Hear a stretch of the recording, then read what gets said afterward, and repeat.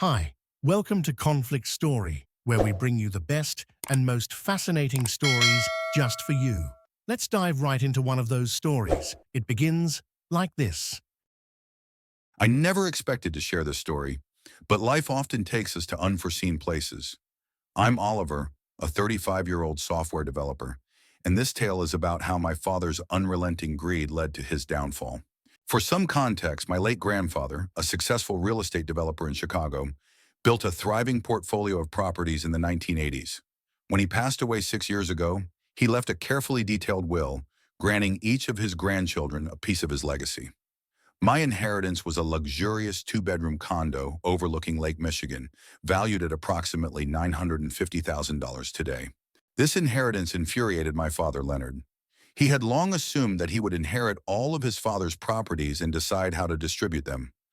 Learning that my grandfather had bypassed him entirely to leave properties directly to the grandchildren left him seething. "This is outrageous," he erupted during the will reading. "I helped him build that empire, and this is the thanks I get?" The truth was, Leonard's contribution to the business had been minimal. After a short stint working for my grandfather in his 20s, he'd been dismissed for siphoning funds. My grandfather's decision not to entrust him with the family legacy was not without reason. Over the past 6 years, Leonard's resentment festered. He attempted everything from emotional manipulation to outright coercion to gain control of the properties. His latest ploy was his most brazen yet. It began 3 weeks ago when he reached out to me with an unexpected offer. "Son, I know we've had our differences," he began, his voice unusually conciliatory. "How about dinner at your place? Let's put the past behind us." Hoping against reason that he was sincere, I agreed. Leonard arrived with an expensive bottle of wine and a surprisingly amiable demeanor. The evening passed smoothly until I excused myself for 5 minutes to take a call. When I returned, he was seated at the table as though nothing had happened. 2 days later, I discovered my office safe had been tampered with, and the deed to my condo was missing. Suspicion immediately fell on Leonard. When confronted, he did not deny it. "That condo was never yours to begin with," he declared smugly over the phone. "I've already consulted lawyers, and I'm contesting the will. With the deed in my possession, the courts will have no choice but to side with me." Anger boiled within me as I hung up and called Maria Jensen, my trusted lawyer who had overseen the inheritance process. When I explained the situation, she chuckled. "He stole the deed? Oliver, that's not how property law works. Do you have security cameras in your home?" Luckily, I did. I reviewed the footage and found clear evidence of Leonard picking the lock on my safe and taking the deed. The timestamp corroborated the night of our dinner. "This is perfect," Maria said. "Not only does this prove theft, but it's also a felony. We'll handle this in court." Leonard, oblivious to his legal blunder, pressed forward with his lawsuit, claiming ownership of the condo based on his possession of the deed. His attorney presented a poorly constructed argument rooted in a fundamental misunderstanding of real estate law, essentially arguing that possession equaled ownership. When our first court date arrived, Leonard strode in confidently, his lawyer clutching a briefcase that likely contained the stolen deed. Maria and I came prepared with the incriminating security footage. The presiding judge, a sharp and no-nonsense woman named Judge Rosenberg, listened with growing incredulity as Leonard's lawyer presented their case. Finally, she interrupted. "Counselor, are you suggesting that your client's theft of the deed constitutes a legitimate claim to the property?" The lawyer stammered. "We contest the characterization of theft, Your Honor." Maria seized the opportunity. "Your Honor, we have video evidence of the defendant breaking into my client's safe and stealing the deed. May we present it?" Judge Rosenberg nodded, and the footage played on the courtroom screen. The clarity of the recording left no room for doubt. Leonard's face turned ashen, and his lawyer visibly shrank in his seat. "Mr. Hamilton," the judge addressed my father, her tone icy, "you do realize that what I just witnessed constitutes multiple felonies, including theft and breaking and entering?" Leonard's attempts to justify his actions were swiftly silenced by the judge. "This court does not reward criminal behavior," she declared. "Furthermore, I am referring this matter to the district attorney for criminal prosecution. Bailiff, take Mr. Hamilton into custody pending charges." As Leonard was escorted from the courtroom, his protestations faded into the background. The aftermath was swift and severe. Leonard faced charges of theft, breaking and entering, and attempted fraud. He accepted a plea deal that included 18 months in prison, 5 years of probation, and the payment of my legal fees and $75,000 in damages. Additionally, he was legally barred from contesting the will or contacting me regarding the property. This ordeal strengthened my bond with my cousins, who shared similar stories of Leonard's manipulative attempts to seize their properties. Together, we formed a united front, ensuring his schemes would never again threaten our grandfather's legacy. Today, my condo remains my sanctuary, fortified with enhanced security and a renewed sense of appreciation. My grandfather's foresight protected his legacy, and I'm determined to honor it. As for Leonard, he's left to contemplate his choices from a prison cell. Justice, it seems, has been served. As Leonard's legal troubles escalated, I began to uncover just how far his schemes had extended. It turned out my father hadn't stopped at trying to steal my condo. He had also approached several of my cousins, each of whom had inherited properties from our grandfather. The revelations were both shocking and deeply unsettling. My cousin Hannah, for instance, shared a chilling encounter during one of our family meetups. She explained how Leonard had visited her unannounced a few months earlier, under the guise of discussing family matters. Hannah, who had inherited a cozy townhouse in the suburbs, initially thought nothing of it. But Leonard's true intentions soon became clear. He kept insisting that Grandpa's will was unfair, Hannah recalled, shaking her head. He said I didn't deserve the townhouse because I'm just a school teacher, and that he could manage the property better. When Hannah refused his proposal to collaborate on managing the property, Leonard's demeanor shifted dramatically. He became aggressive, accusing her of being ungrateful and selfish. Thankfully, she stood her ground and asked him to leave, but the incident left her shaken. Hannah's story wasn't unique. My cousin Paul, who had inherited a small apartment complex in a neighboring city, revealed that Leonard had approached him with an even more audacious plan. Leonard proposed that Paul transfer the title of the apartment complex to him in exchange for a dubious investment opportunity. When Paul laughed off the idea, Leonard's anger boiled over. He told me I was squandering Grandpa's legacy, Paul recounted. He even threatened to take legal action if I didn't cooperate. It was surreal. The more my cousins and I compared notes, the clearer it became that Leonard had orchestrated a coordinated effort to manipulate and intimidate us. His sense of entitlement was boundless, and his willingness to resort to underhanded tactics knew no limits. Maria, my lawyer, helped us compile a detailed dossier of Leonard's actions. Emails, text messages, and recorded phone calls painted a damning picture of his relentless attempts to seize control of our properties. We also discovered that Leonard had taken out several high-interest loans, likely in anticipation of securing at least one of our properties as collateral. These loans were now coming due, adding another layer of desperation to his already reckless behavior. Amidst this chaos, my grandmother, Leonard's mother, stepped forward with a revelation that shed light on his long-standing patterns of manipulation. She visited me one afternoon, bringing with her a box of old family records.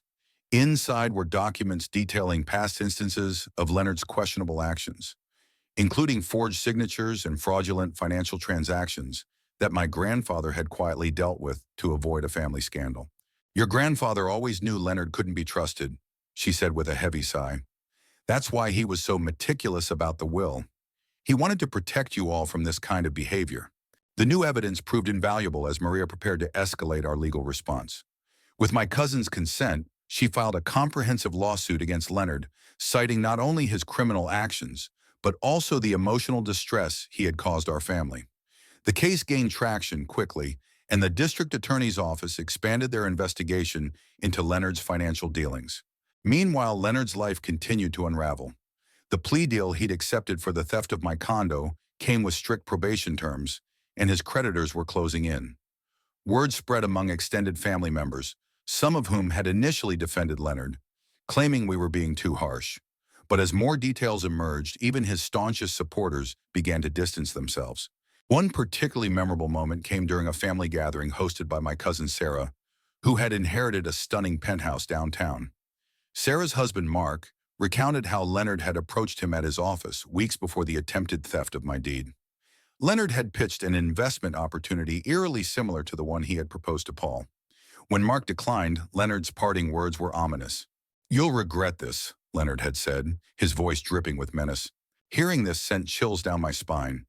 It was clear that Leonard had been running a calculated, albeit poorly executed campaign to undermine our grandfather's carefully laid plans. Yet despite his efforts, his actions only served to unite us more firmly against him. By the time our lawsuit against Leonard reached the courts, his reputation was in tatters. Maria presented our collective evidence with precision, leaving no doubt about his intentions or his methods. The judge's ruling was swift and decisive. Leonard was ordered to pay restitution to each of us for the emotional and financial harm he had caused. Additionally, the court placed a permanent injunction preventing him from contacting any of us or attempting to interfere with our properties again. In the end, Leonard's actions served as a grim reminder of the destructive power of greed, but they also highlighted the strength of our family's unity and our determination to protect the legacy our grandfather had entrusted to us. As for Leonard, he now faced not only financial ruin, but also the loss of his relationships with the very family he had sought to exploit. For me, the experience was transformative. I'd gone from feeling isolated in my struggle against Leonard to finding solace and solidarity among my cousins. Together, we've built a network of support that continues to grow stronger with each passing challenge. And as I sit on my balcony, watching the city lights dance on the lake's surface, I'm reminded that some legacies are worth fighting for. As the legal proceedings against Leonard unfolded, the fallout from his actions rippled through every facet of our family's life. While my cousins and I had grown closer, the larger extended family fractured as people chose sides. Some relatives continued to insist that we were being too harsh, claiming Leonard's actions were driven by desperation rather than malice. Others, armed with the mounting evidence of his manipulations, supported us wholeheartedly. Despite the court's rulings and the injunction barring Leonard from contacting us, he didn't fade quietly into the background. Instead, he began employing intermediaries to relay messages, plead his case, or in some instances, stir up trouble. One day, Sarah's husband, Mark, received an anonymous email filled with baseless accusations about how the grandchildren had coerced our grandfather into writing the will in our favor. The language and tone were unmistakably Leonard's. Maria quickly identified this as a violation of the court order and filed another motion, which resulted in even stricter penalties. Leonard was now under surveillance to ensure compliance, and any further attempts to interfere would carry severe consequences. Yet even with his hands metaphorically tied, Leonard's influence continued to haunt us in unexpected ways. For instance, my cousin Paul discovered that Leonard had been spreading rumors among property management companies in our area, claiming that we were unfit landlords. These falsehoods threatened to undermine the reputations of our rental properties, potentially driving tenants away.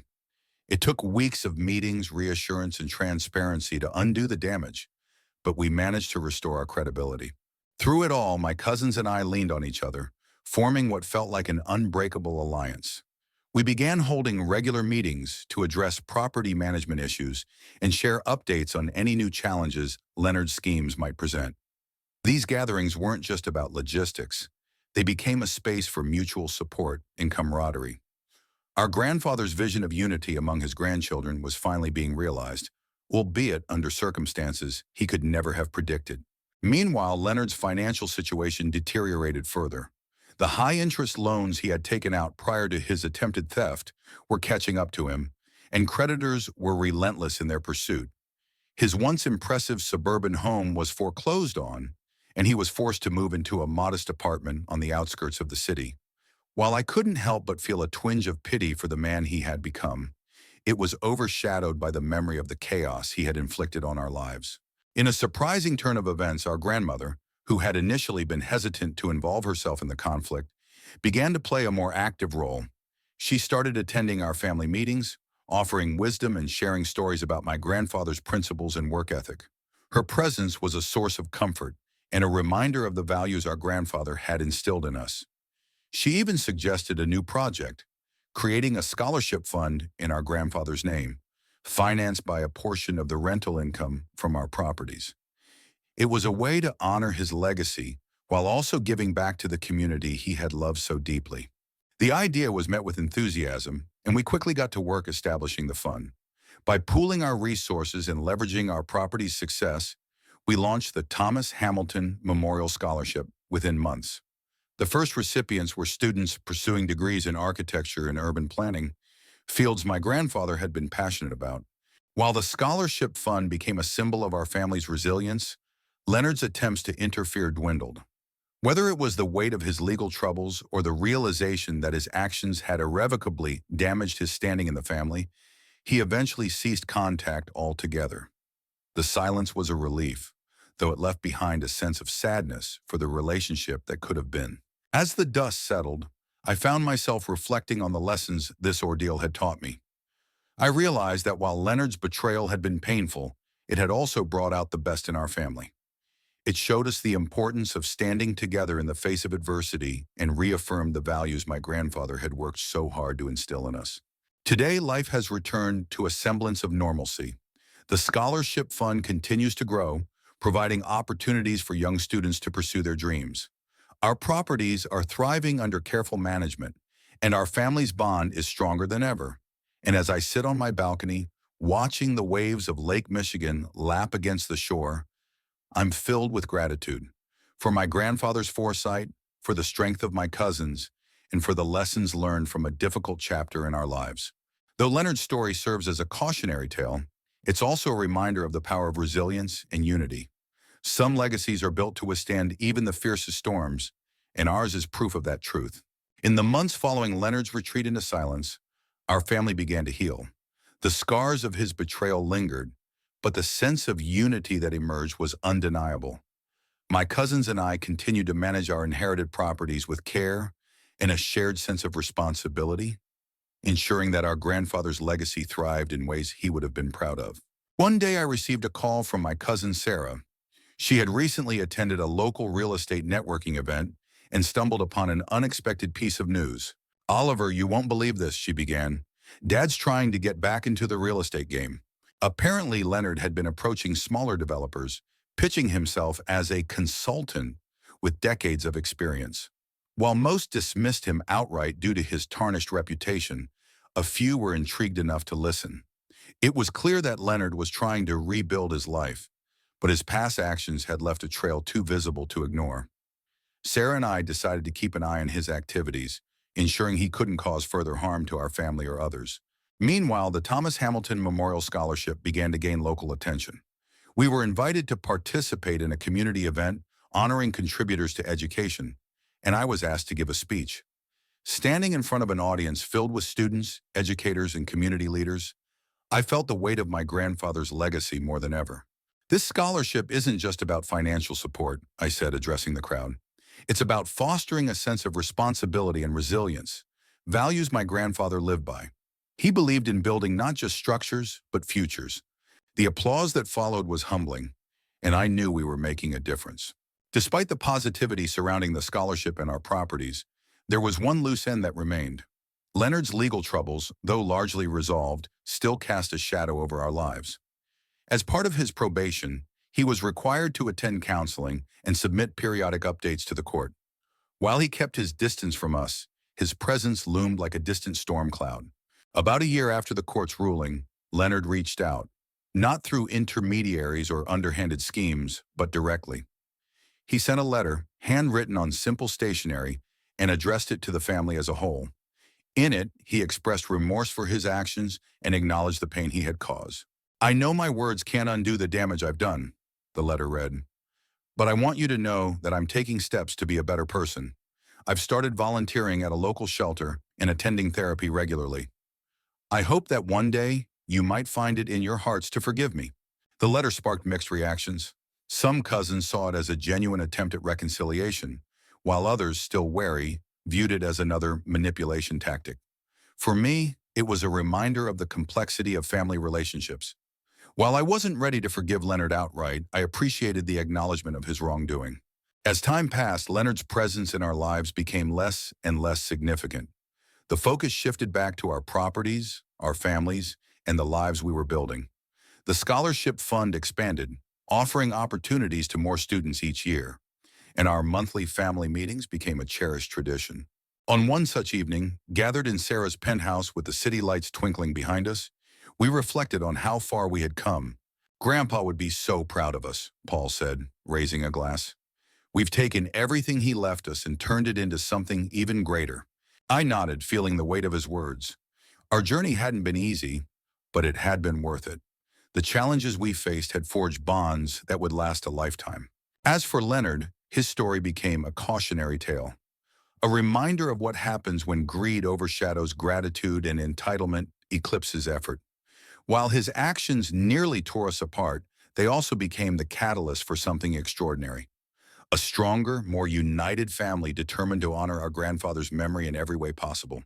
And so, as I sit once more on my balcony, gazing at the serene expanse of Lake Michigan, I am filled with a sense of peace. This home, this view, this legacy, it's all a testament to resilience and the power of standing firm in the face of adversity. My grandfather's wisdom guided us through the storm, and now we're charting a course he would have admired. Are you hungry for more slices of stories? Don't forget to subscribe and hit the bell to never miss out on any videos. See you tomorrow.